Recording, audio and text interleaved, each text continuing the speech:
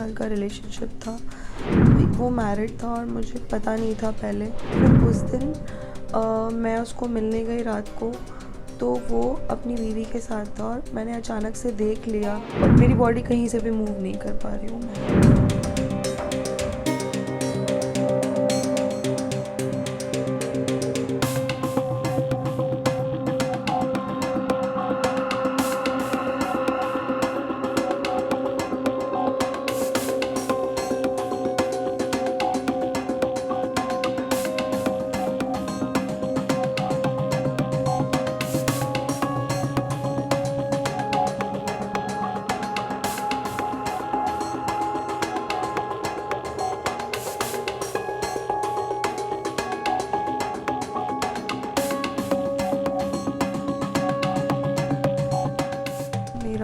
मेरे बॉयफ्रेंड के साथ 4.5 साल का रिलेशनशिप था और we were in completely loved with each other. उस दिन रात को वो मैरिड था और मुझे पता नहीं था पहले। फिर बाद में मुझे मालूम पड़ा तो उसने बोला कि हम सेपरेट हो गए हैं, मेरा डिवोर्स हो गया है, I want to marry you only, मुझे आपके साथ ही रहना है, मुझे आपसे ही शादी करनी है। ये सब चीज़ें उसने की है। मैं उसके साथ रह रही थी बहुत टाइम से, 4.5 साल से। फिर उस दिन मैं उसको मिलने गई रात को, तो वो अपनी बीवी के साथ था और मैंने अचानक से देख लिया, मैंने कभी ये सब देखा नहीं था।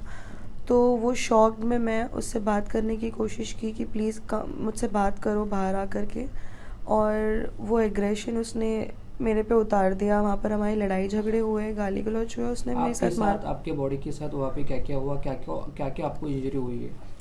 मुझे इंजरी हुई है मेरे राइट लेग में, मेरी 3 बोन टूटी हुई है, उसमें उसकी सर्जरी हुई है और उसमें रॉड डाला हुआ है। और मेरे लेफ़्ट साइड की बॉडी में शोल्डर टू मेरे हिप्स तक मुझे बहुत डीप इंजरीज़ हुई है।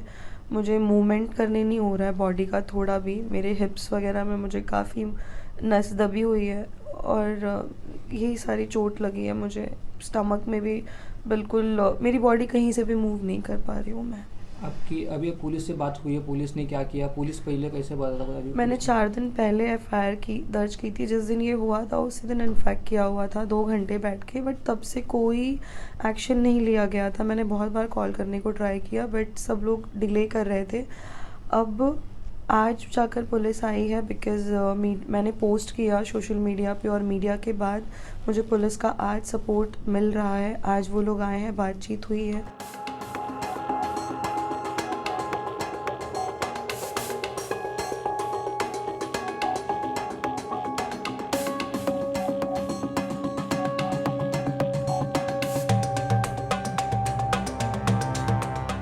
11 दिसंबर 2023 सुबह 3 से 4 बजे घोड़बंदर रोड पे पीड़ित और संशयित आरोपी अश्वजीत गायकवाड़, रोमिल पाटिल और सागर शेळके, इनके बीच में कुछ वाद विवाद हुआ। बाद में पीड़ित हॉस्पिटल में जाके एडमिट हो गई। उसके बाद कासारवड पुलिस स्टेशन ने उनका सविस्तर बयान नोंद किया है। उसके आधार पर पुलिस स्टेशन कासारवडवली में भादवी कलम 279, 338, 323, 504, 34 धारा के अनुसार गुना दाखल हुआ है। उसके बारे में कासारवडवली पुलिस स्टेशन आगे का तपास कर रही है। लड़की ने काफी सारे आरोप किए हैं, तो किस प्रकार से आगे तपास रहेगा? महिला पुलिस अधिकारी भी तपास में रहेंगी, कैसे क्या रहेगा? पीड़ित महिला ने जो स्टेटमेंट दिया है, वो स्टेटमेंट के आधार पे वडवली पुलिस स्टेशन आगे का इन्वेस्टिगेशन डिटेल में करेगी।